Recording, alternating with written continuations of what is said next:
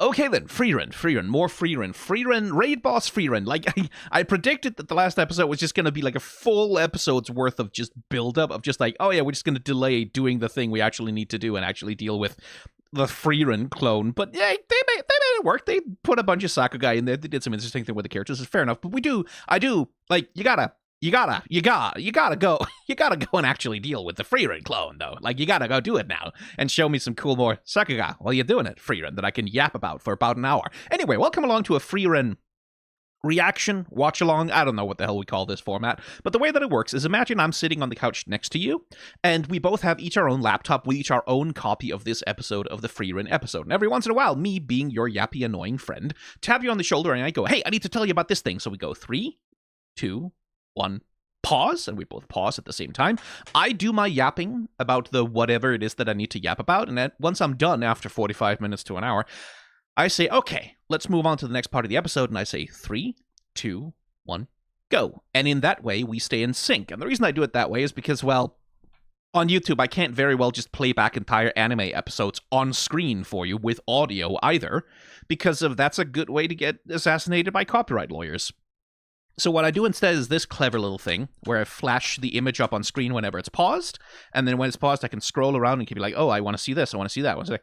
And when it's playing back at normal speed, it's just invisible except for the subtitles and the timer in the top left corner, which will help you stay in sync with me. Is that a workable explanation for how any of this works? I don't know anymore, but it doesn't seem to matter anyway. Welcome along. I hope you're ready. Let's get started on this. 3, 2, 1, go.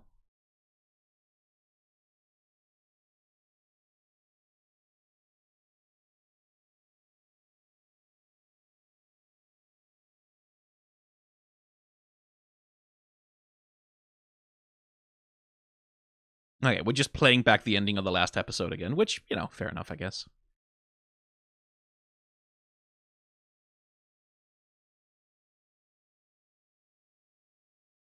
The fact that she said kill Miss Frieren instead of I may be able to defeat the clone.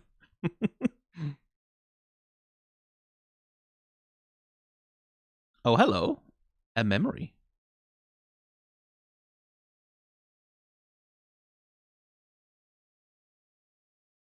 Lovely hair animation on Seiren there.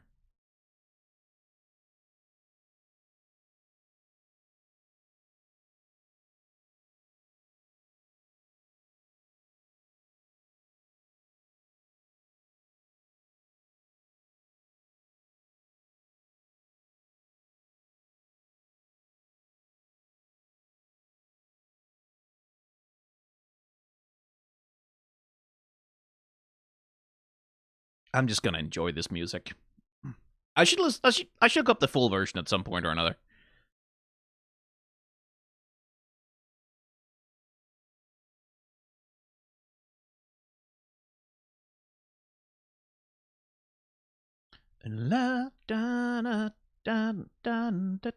Like that little stop there where they like do the cymbal hit and the hold.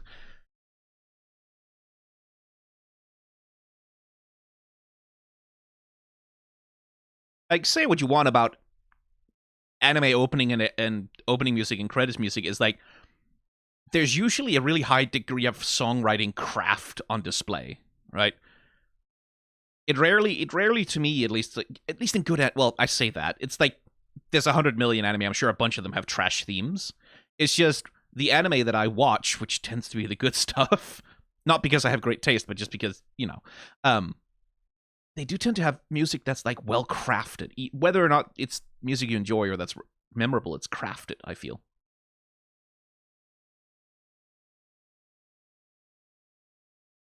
Oh, well,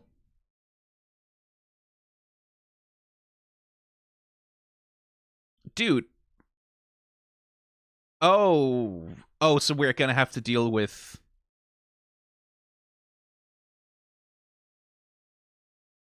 Hair Lady first, I guess.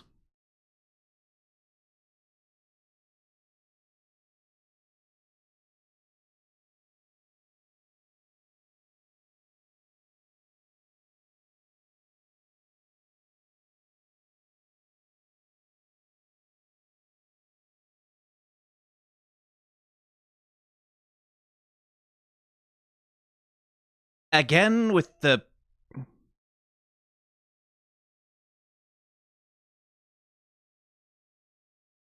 3D shot as they're running through. Oh, hang on, hold on. I won't pause yet, but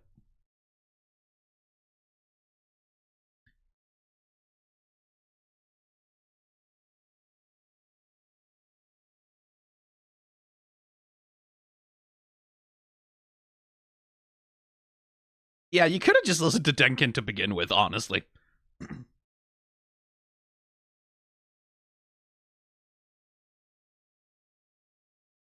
Okay, 3, 2, 1, pause. Ooh, pausing on a good frame once again. I did want to... There was a...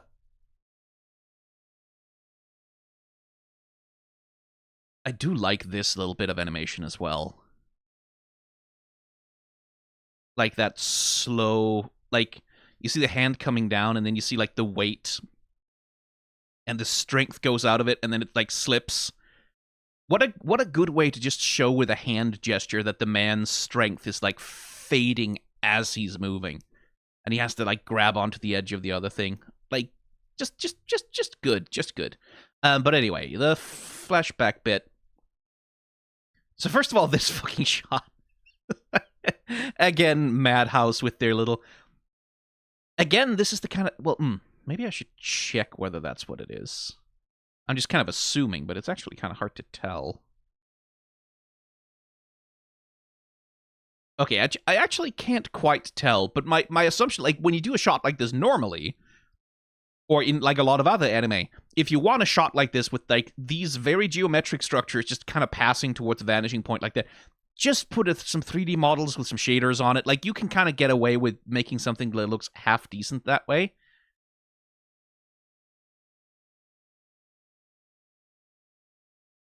But this looks to me like Madhouse fucking hand animated it. This fucking weirdos. But that wasn't actually the thing I wanted to look at. I wanted to look at this. The guy getting up.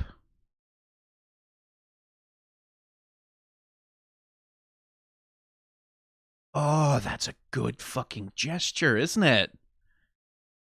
Look at the way they handle the head. He's bald, right? So we don't have a hairstyle to get in the way. So like when you animate a character, like, you have to think about, like, do we want to see the expression on their face or not, right? And if you want to see the expression on their face, especially if it's a fucking anime character with, like, their fucking weird wild hair, you'll often be like, okay, I need to animate them in a way where they do a gesture or do a motion or a movement, or I have to place the camera such that the hair doesn't get in the way of their face, right? Like, yeah, we have to work logistically around that.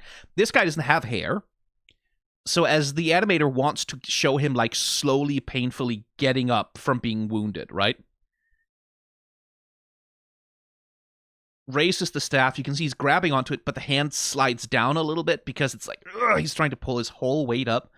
And we get this, where they use... You can see how they use the line of the skull, right? Like, the line of the forehead into the nose. And, like, that top side of, like, the eye socket.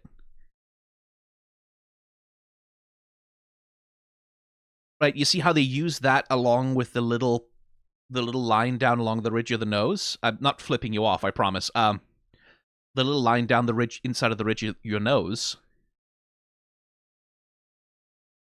And then just, like, the slightest hint of his mouth way low down on the jaw. And you get it, right? Like, you see that, like, that clenched teeth and, like pulling himself up with all his strength. That's a really good gesture. Like, that's a fucking excellent.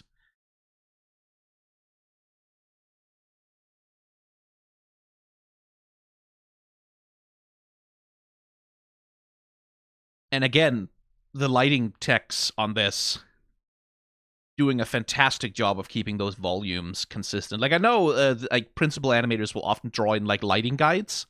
But, like, the compositors and the lighting people still have to do a lot of good... Like, for example, on his big, shiny, bald head here, right? The light has to fall down over that as he slowly gets up in such a way as to suggest the volume of the face and head, right? In order for the gesture, in order for the motion to work, that has to work, and like it's just good fucking work from them. Very good. Very good. Oh, I enjoyed that.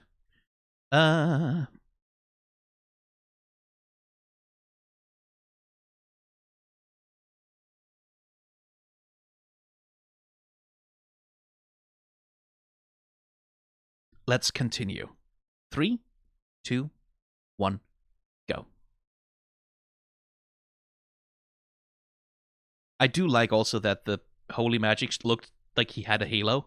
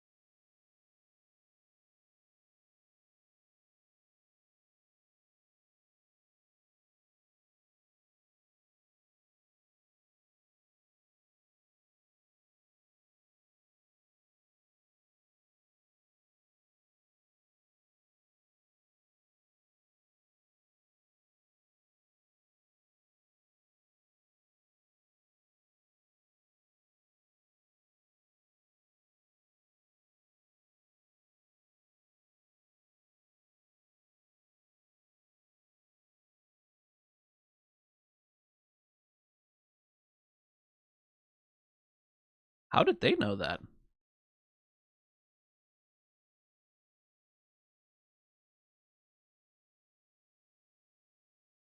The tomb of the ruined king. Me sitting here as a League of Legends fan expecting Viego to show up.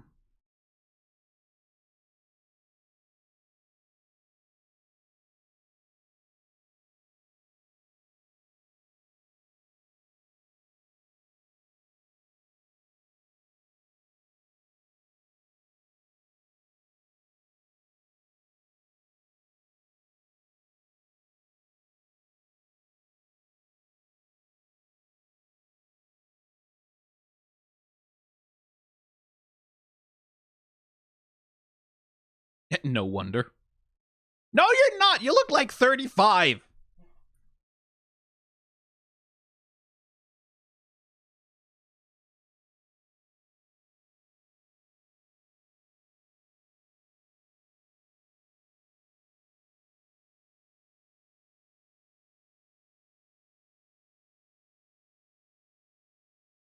Oh, it's an eye. I see.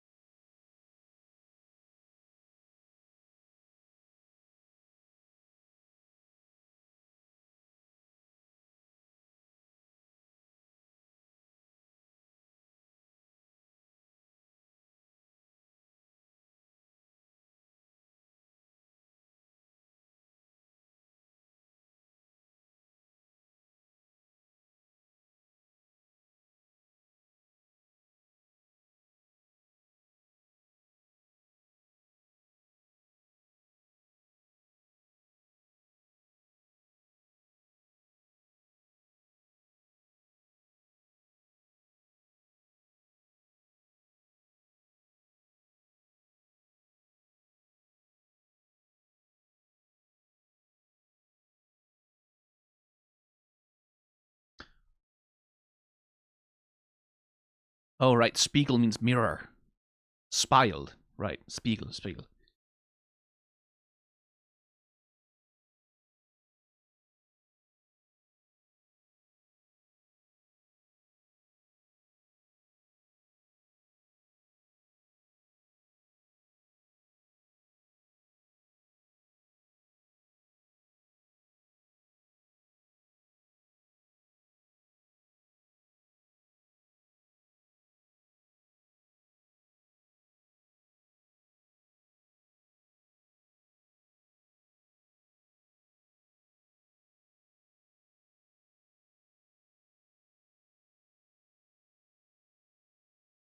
No, but seriously, just put a mimic in the room. Just go grab a mimic and put it in the room.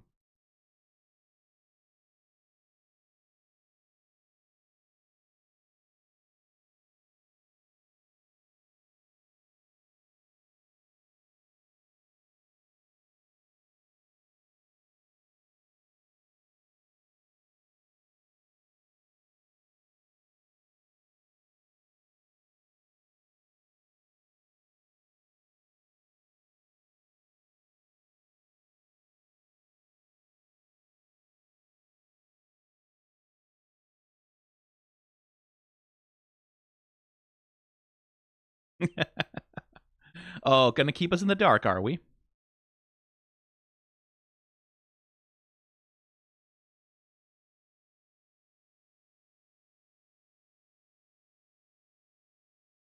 I like that.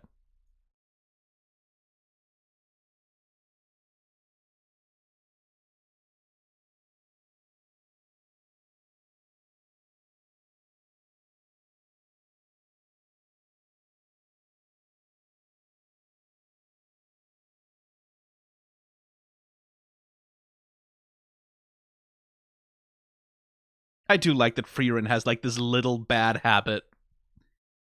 Very basic mistake thing. That's a cute part of characterization. I will say it's a little odd to introduce like the ticking clock of like, oh, the clones will gather in the bottom. And then we sort of cut to like la da da da da da da. It saps the tension out of it a little bit, doesn't it? Oh, hello.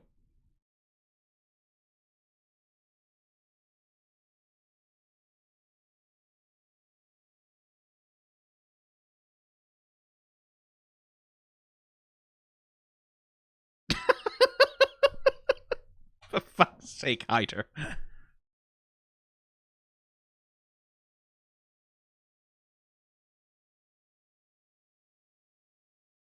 Oh, we get to see a little bit of original party Sakuga, maybe? Hyder just there, like.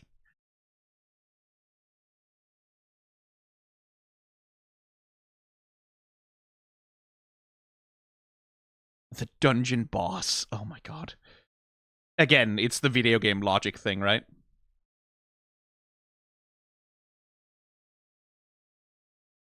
They're she literally is a raid boss. They're literally doing raid planning.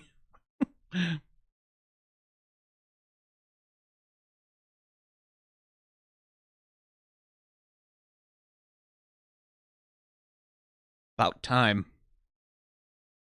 Just drop a mimic. Like, literally just a mimic.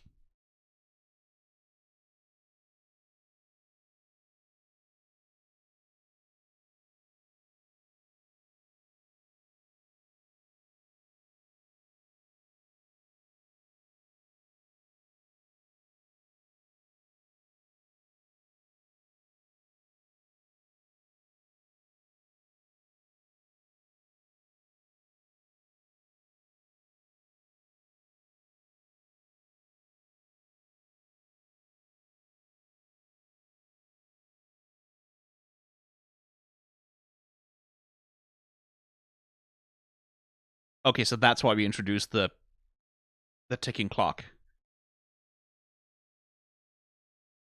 It's to get an excuse to get the rest of the party out of the fight. I see. Well, so long as I get Sakuga, I'm happy. But again, like, it seems like the point of this arc, this season, is Frieren and Fern's relationship. So this is the two of them quite literally facing off against like a mirror image of Frieren herself. That's an interesting thing, especially for Fern. Literally having to overcome Frieren as a challenge, right? Overcoming your parents in order to grow up is like, okay, but are you gonna go off yet, or are we gonna delay it even further? Come on, fucking give it to me, Madhouse. Come on, I can take it.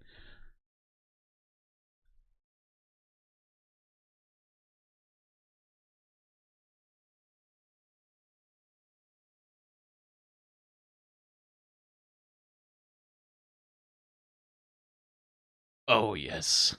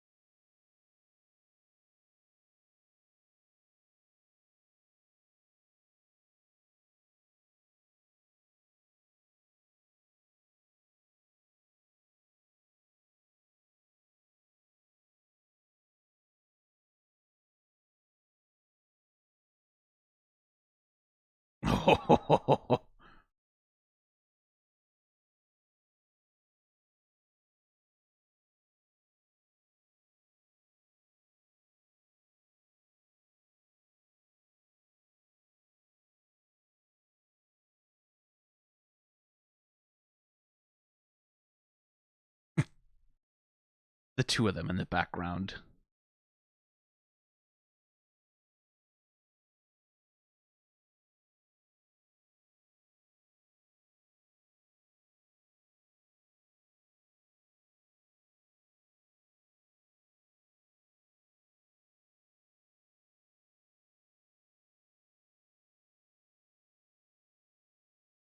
It's a cantrip for her, yeah. Like, this was like a high-level spell for Frieren, and then it's a cantrip for Fern.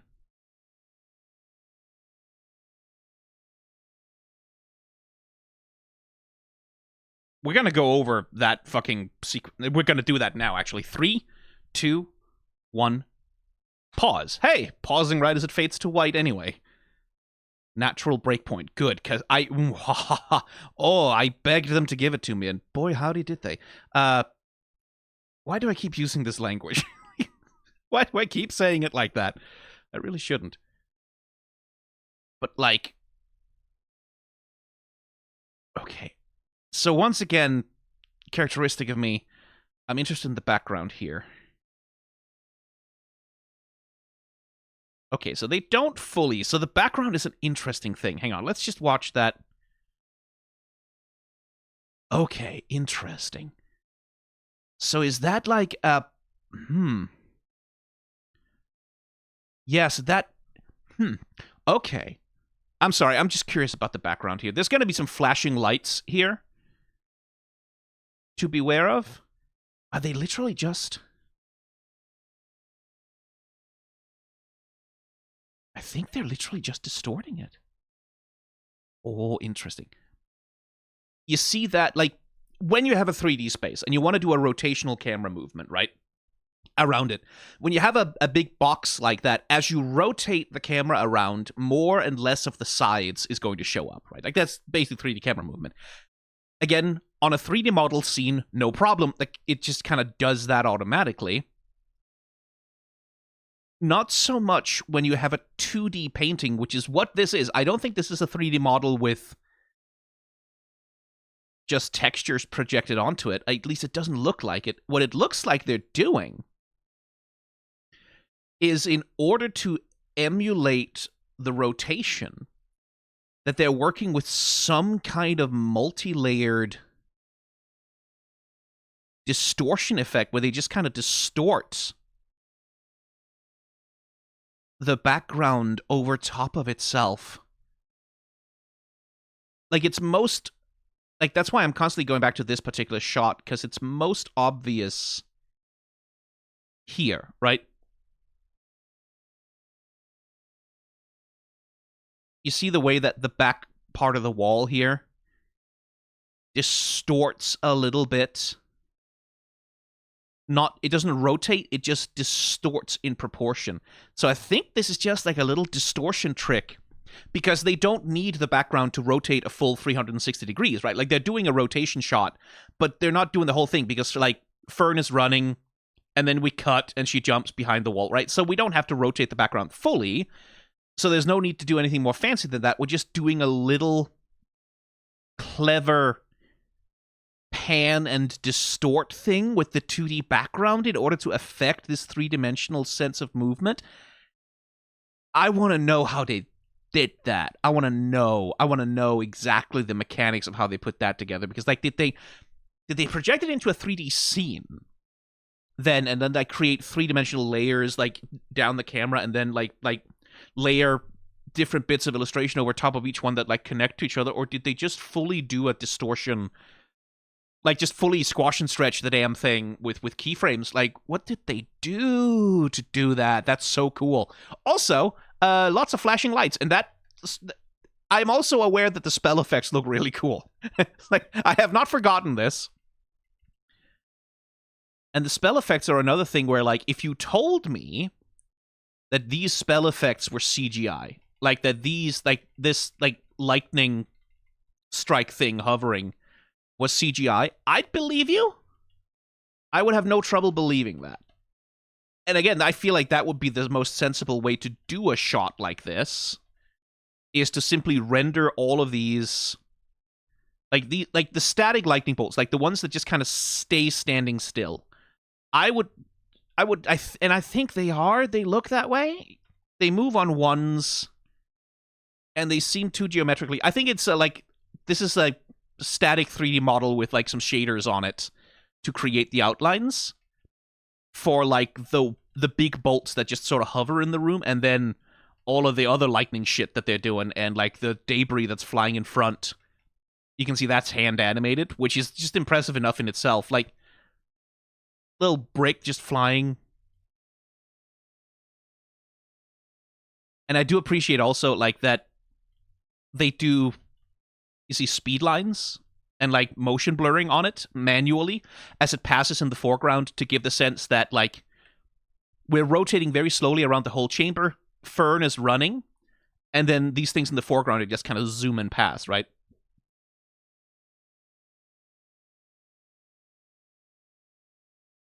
What a fucking shot. And again, like, that's one thing about Madhouse also. They don't linger on their money shots, right? They have these astonishing pieces of animation, like these astonishing little thing that could be entire set pieces, right? They could milk that for so much more than what they're doing if they wanted to. But no, it's just like, it's a couple of seconds and then gone. We're done. We're moving on to the next thing. We don't need to linger on it just because it was like complicated and fancy and probably quite expensive to make. We just move on to this lovely shot of Fern doing a Dark Souls dodge roll. Just full advantage of those iframes. Yeah, there's going to be a lot of flashing here. Like, there's going to be a lot of flashing here. No way around it, I'm afraid. Some lovely digital effects being projected onto the behind there. Like, just, yeah, rapid cycling. Just like the spinning we talked about in the last episode, right? Like the way that you can kind of get away with using some fairly ugly assets, but if you just cycle them real fast, then it looks good, right?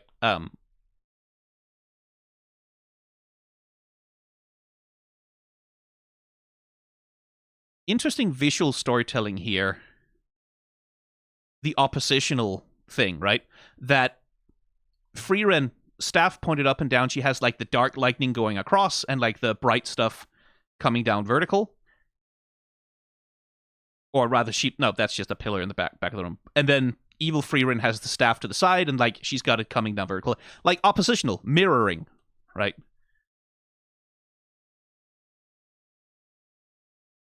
Whee! Just doing little somersaults. And again, fucking hand animating a background. You could so easily get away with not doing it that way, but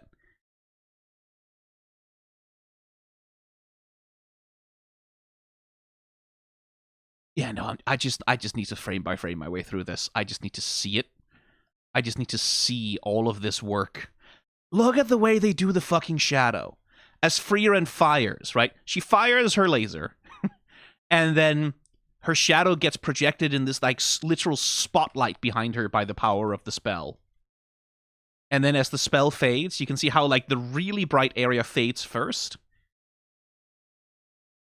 and the shadow follows it, and then like the rest of the light sort of expands outwards as we can see that expanding circle of light is a spell coming back from fake Frieren.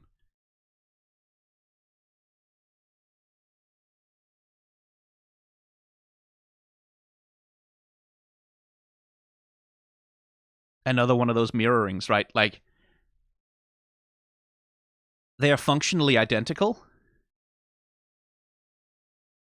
but slight difference in where they hold the staff, right? Because one of them is holding it left-handed, one of them is holding it right-handed by necessity, and the shadow is like falling over them oppositionally. Again, like this mirroring thing in the cinematography, like literally playing up the idea of like this is a mirror match, as in she's quite literally fighting her own mirror reflection. And then fully on the Sephiroth shot, right? Estuans interis ira vehementi, estuans interis ira vehemente, Frieren!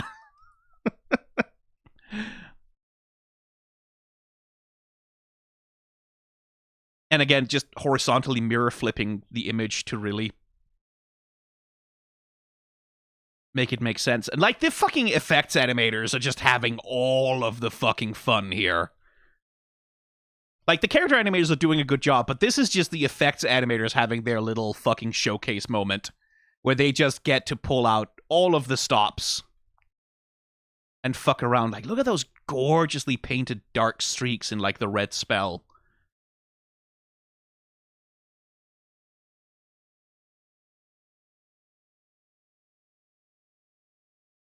Huh, she's doing the special beam cannon.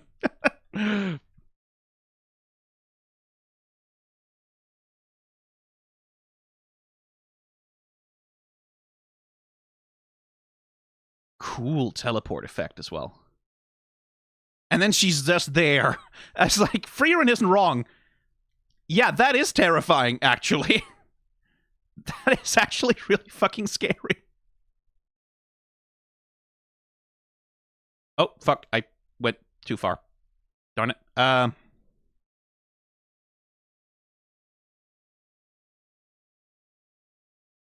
Right, so that's the moment that the mirror Frieren started casting a spell, stopped detecting mana. Fern is taking that as like, this is my moment to... I mean... So, okay, so if you're watching this YouTube video, I may have had to go back and edit some very annoying stuff on top of all of that to avoid getting copyright claimed, because I did just play back the entire fight scene more or less in sequence. The copyright bots are usually not happy about that. So sorry, but I hope you could kind of follow what we were doing here. Oh my god, I just needed to see that. Oh. But looking at the runtime, either they're going to finish the fight right now, which I don't think so, because we're getting that long extended flashback, right? So either we're going to finish the fight right now, which is not happening, we're getting the flashback, or we're doing the Dragon Ball thing again, where we cut out of the fight at a critical moment in order to go have a bunch of characters flapping their lips at each other for a while, and then next episode, maybe we'll come back around to actually seeing the conclusion of the fight. Oh, pacing. I mean, that would make... Well, this is only episode 25. If they really wanted to Dragon Ball it, next episode is just entirely flashback with no fight. Like, maybe we cut back for, like, 1 moment to the fight, whereas, like, another 2.4 nanoseconds pass with Fern slowly raising her staff, and then right back to flashbacks. And then eventually, like, in episode 27, like, if they wanted to do the Frieza thing, right? This fight is not going to be over until episode 28. Let's see. I wouldn't mind, again, if so long as they keep feeding me this level of Sakuga, I'm sort of like, I'm a clapping seal. I'm a happy little monkey, right? It's like, oh, Sakuga, oh, they did a rotation shot, oh, 3D, oh, they did it like 3D. Like, I'm happy. I'm a happy monkey, right? I'll live with it, even if I think maybe that's kind of shit for pacing. But still, you know. Oh. Anyway, let's keep watching. 3, 2, 1, go.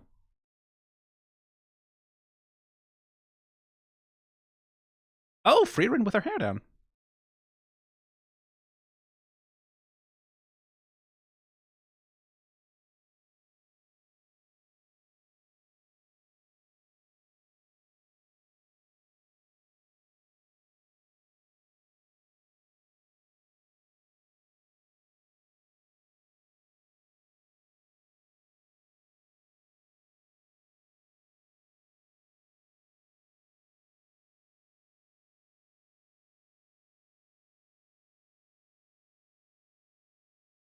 I only trained her on a whim, huh?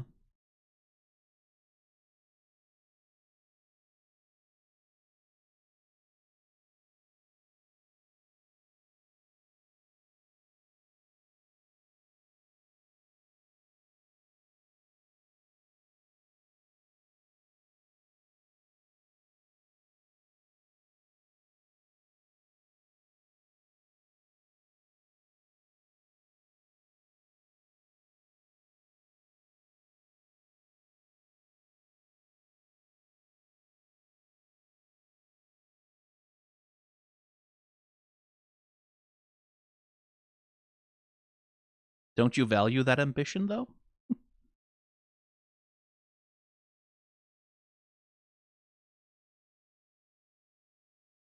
Oh, hey, the United Empire.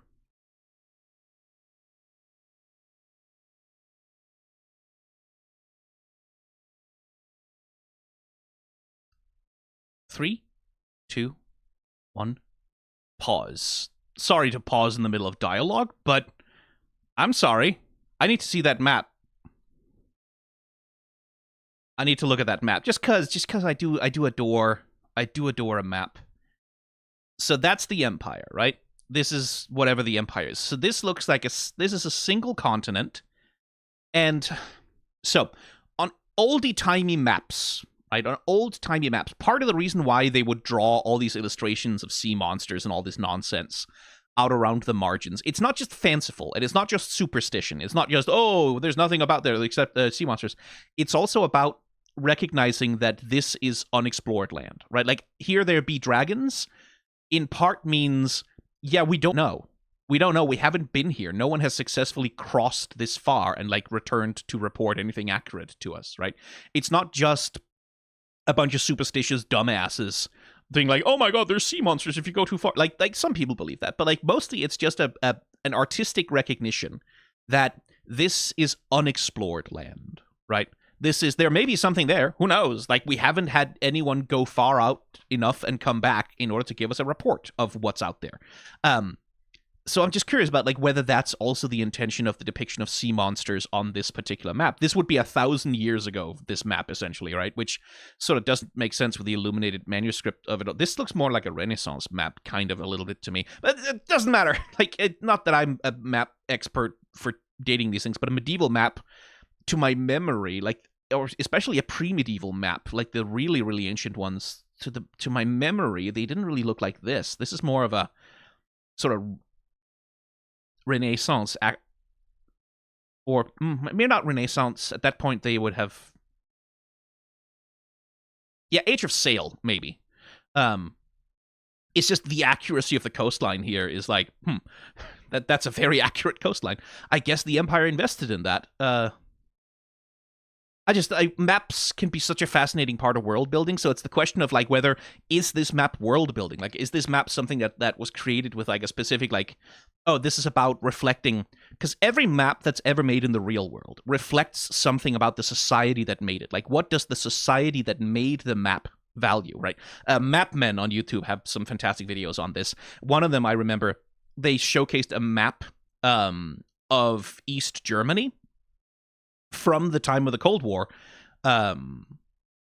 where I believe like the western part of Berlin, like West Berlin, was just completely blacked out of the map, or like blanked out of the map, right? There was no information in there, no streets, no names, no nothing, no means of navigation, right?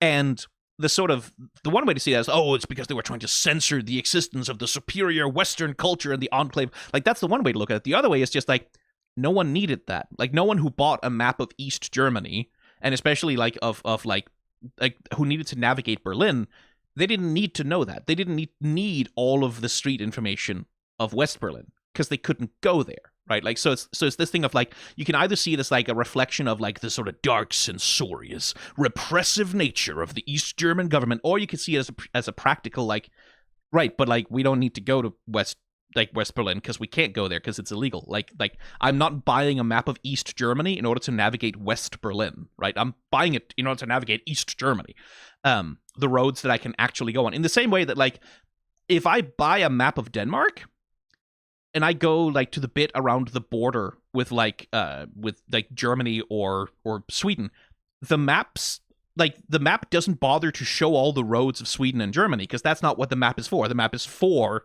this specific bit of continent, right? So in the same way that if you have a map of England, you wouldn't draw in France, like, you wouldn't zoom out that far.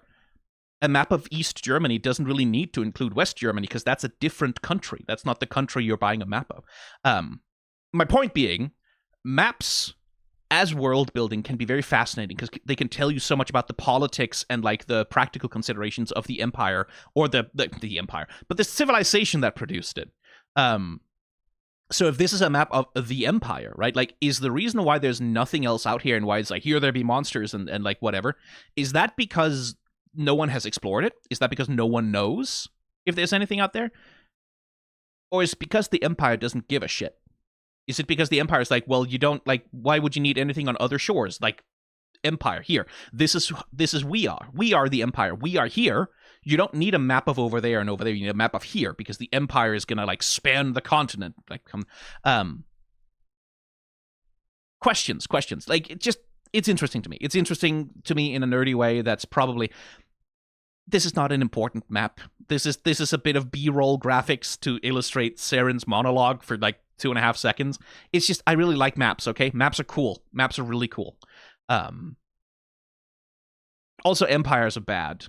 Just gonna mention that offhand. It doesn't really matter what kind of empire it is. If it is an empire, it is bad. And, you know, like, states in general, feeling somewhat ambivalent about them, to be honest. But empires definitely bad.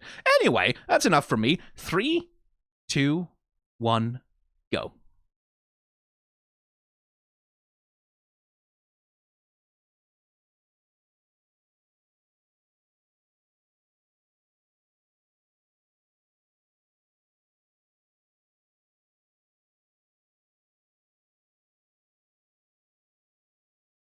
Oh, we're getting some motivation from her.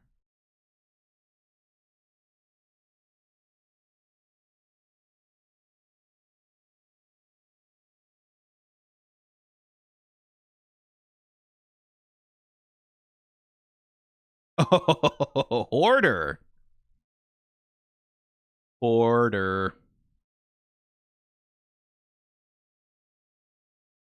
I mean, yeah, okay, that's consistent.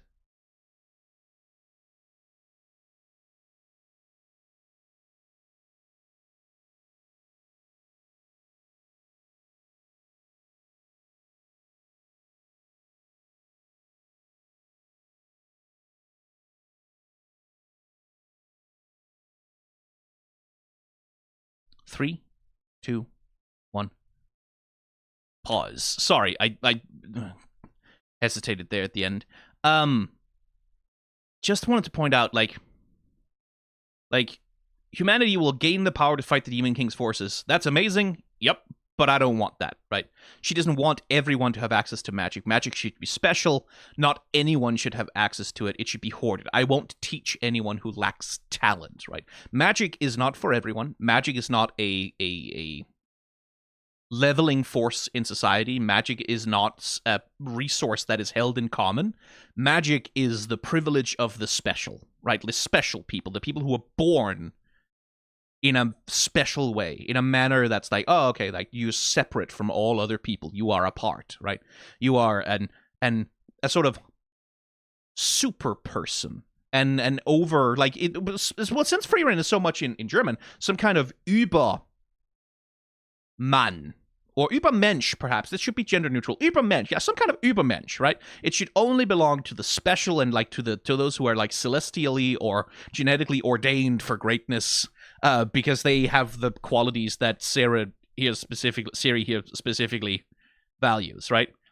That's the philosophy she's expressing here, right? Is, like, this thing of, like, fuck you, got mine, basically, right? It's like, well, I'm really talented, and I developed a lot of magic, and so therefore, if you're not like me, fuck you, right? If you're not like me, if you don't think like me, if you don't feel like me, if you don't have the same philosophy of magic that I do, fuck you.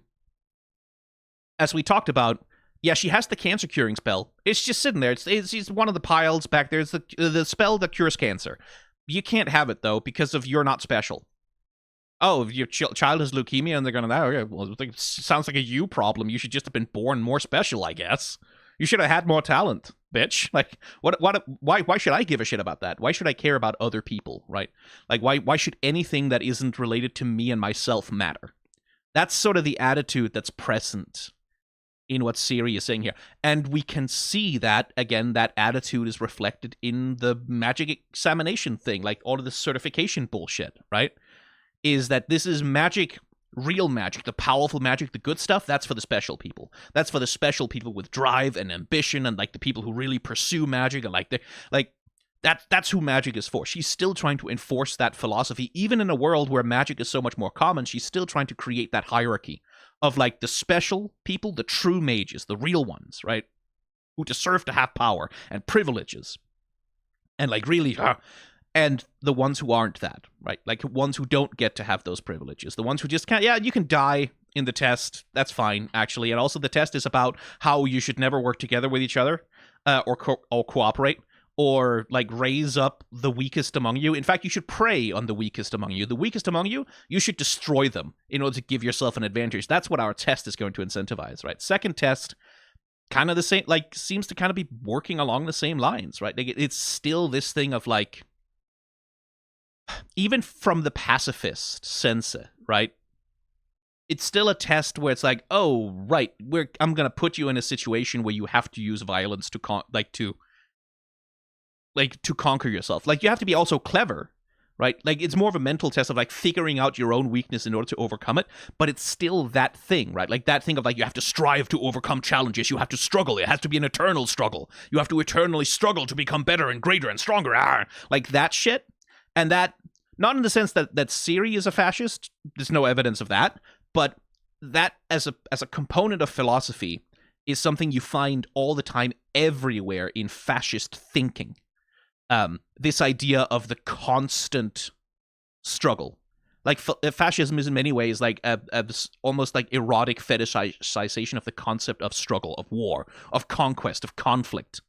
And not exclusive to fascism. Like, fascism just picks up on this as a thing that exists in society and like hyper fetishizes it, but it exists everywhere. There was this fitness influencer guy who went viral not so long ago where he like this video with like minute by minute, this is my daily routine minute by minute, and it's like he gets up and he rubs a banana on his face and like dunks his face in ice water and he walks around this hotel completely alone.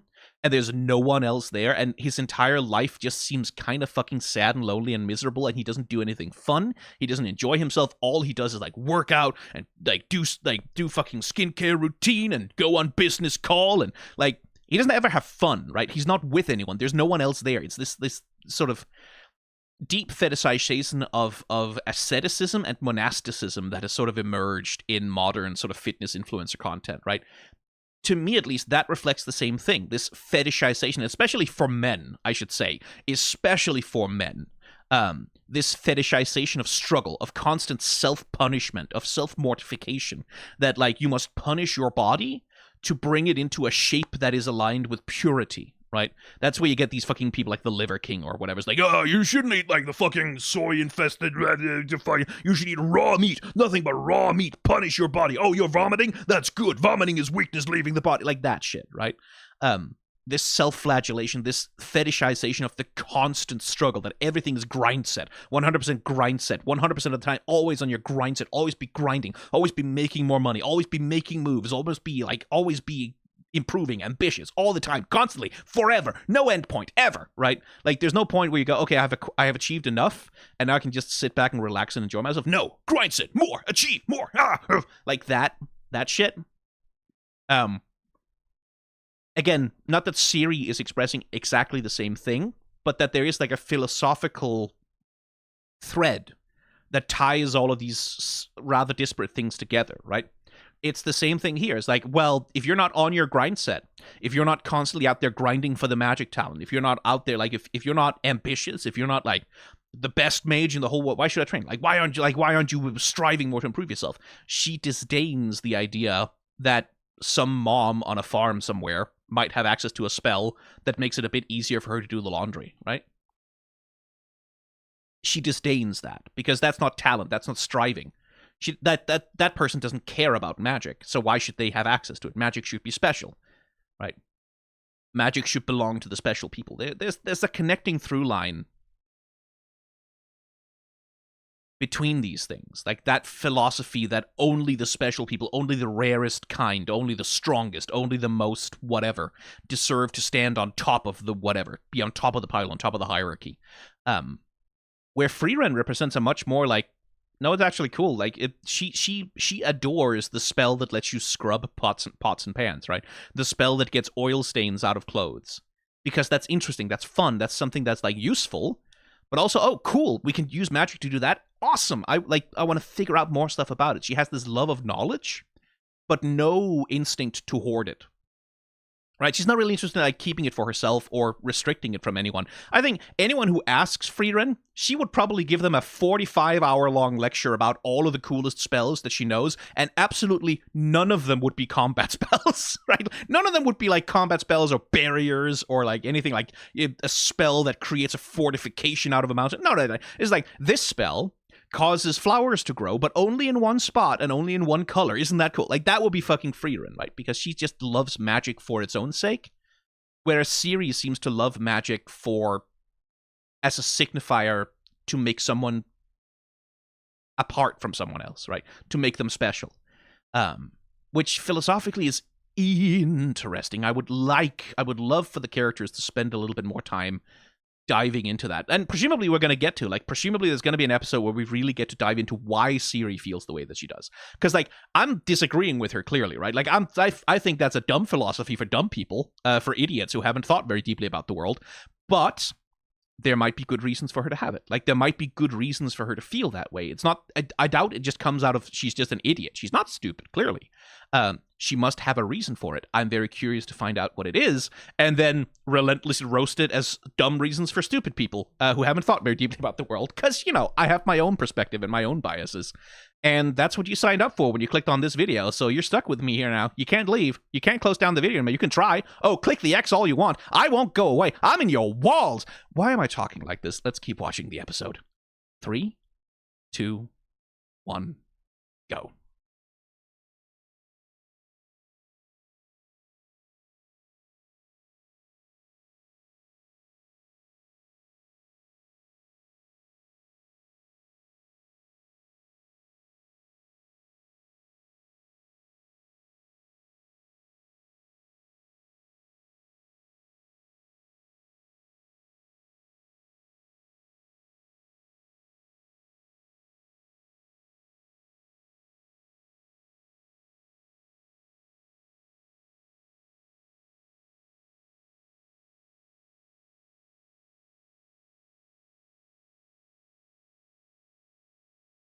Yeah.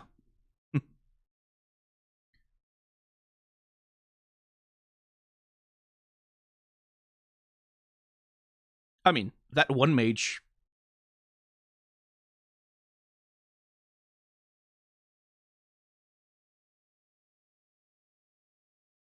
Yeah, because that rules.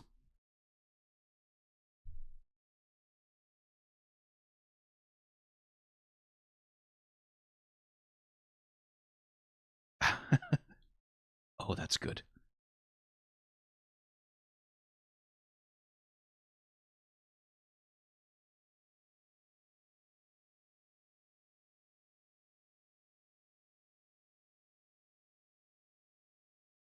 But you did think it was inevitable?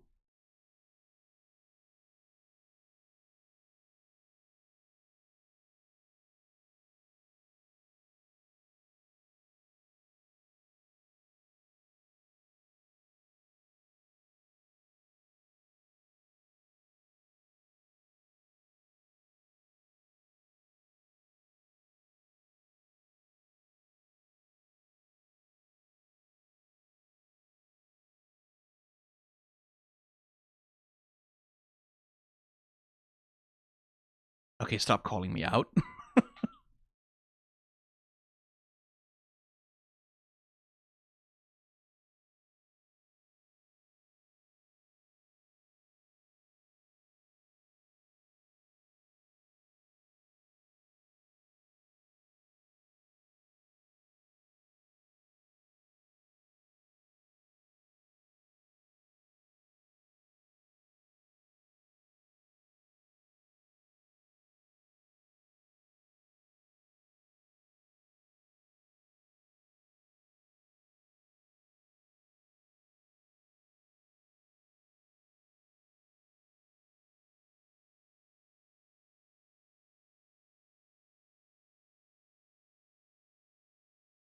Hide her drunk again.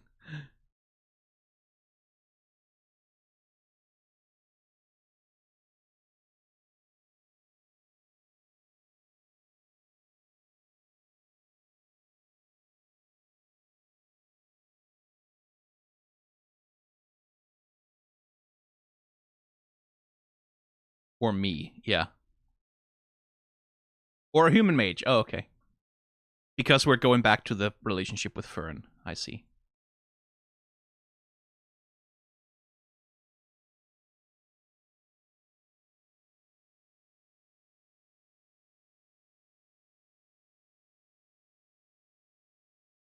Three, two, one. Pause. Just need to.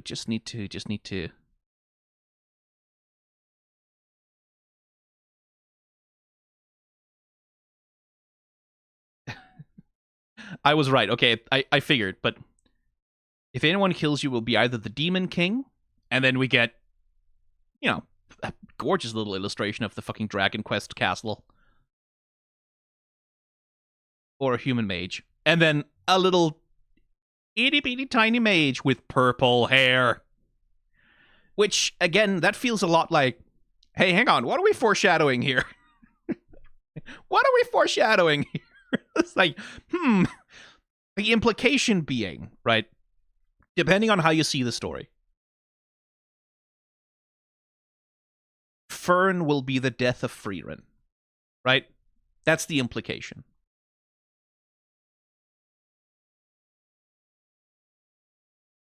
Which is interesting. That doesn't necessarily mean Fern will kill her, as in, blast a spell through her back and leave her dead on the ground. But it might imply that Frieren will die for Fern. And that wouldn't be a bad conclusion to her story arc, is the thing. Because the opening of this story is Frieren lives in this sort of dispassionate, disconnected state of being an elf, right? Like, time is kind of meaningless to her. She just sticks around in places for decades and doesn't even notice that the time is passing. And then all of a sudden, Himmel is dead, right? Himmel is gone, and she lost every chance she ever got to get to know him. And she has this epiphany about how precious time is, right? She learns more and more how precious time is and can be. That it matters how you spend your days, right? Like that seems to be the thematic point of, well, the thematic point of this whole fucking thing, right? Is that, like, we're talking about, like, they're talking about, like, well, humans live short lives, they can't afford to wait, right?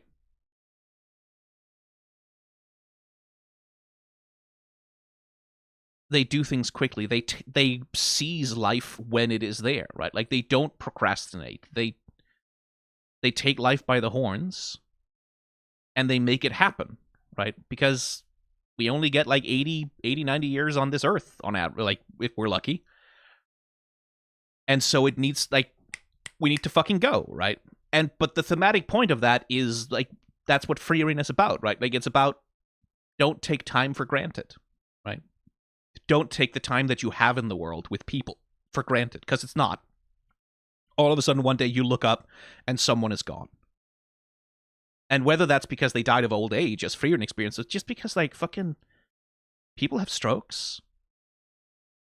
There are car accidents, right? Like, there's disease happens. Some people get murdered, right? A lot of people get murdered. Fucking hell. And it's, you don't get take backsies, right? Like, it's what, once it's done, once that time is out, once those things are done, they are done forever. And you get none of it back. Ever. It is a linear arrow that goes one way only. And so part of the thematic point of Frieren is take advantage of your life while you have it. Like, to as much of an extent as you can, live it, and make sure to live it in a way that you get everything out of it that the time you have can offer you, right? And so it would be thematically consistent and make sense if Frieren ends up sacrificing herself to save Fern. Because even if Fern only has 20, 30, 40 more years, right? Even if she only has this brief blip of time in the world, even if she only has this brief shining moment to exist in a world that has existed for tens of thousands of years before her and will exist for millions of years after her, even if it's only this brief shining thing that in the grand scheme of things ought to be completely fucking pointless, Frieren, like, if the conclusion of the series is Frieren goes, it's still worth it. Yes, it's brief. Yes, it is impermanent. No, it doesn't last. Of course she's gonna die later. Like, you cannot save anything forever. But you seize the life that's in front of you right now, right? To preserve Fern so that she can live a full life, that's worth it, right? Like, that's worth the sacrifice. That would be, thematically speaking, an appropriate conclusion to the story, I think. I think it would. I don't know that that's what they're going for, but thematically it would work. Anyway, let's go back and watch. I presumably use the outro credits. 3, 2, 1, go.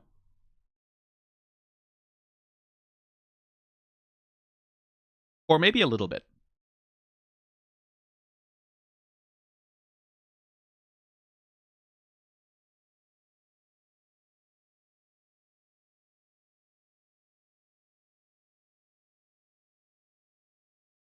Yeah, basically just outro credits.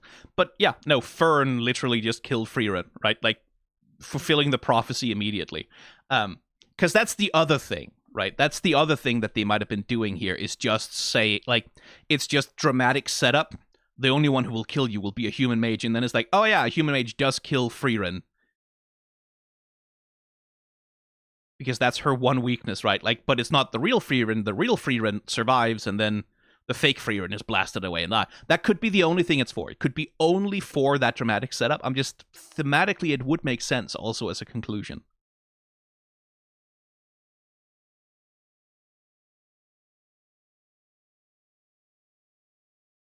And one thing I do like about the way they handle the magic stuff is Fern is holding that thing like a Tommy gun. She's holding it like, hey, El Capone says hello. Yeah, the boss is very disappointed with you. She's holding it like it's a machine gun. She's holding it like she's a fucking Tommy gun. I really do like that. There's something funny about that image. It's just like Fern as a mob enforcer. Oh, there could be some good Toxic Yuri in that. Anyway, not with Frieren.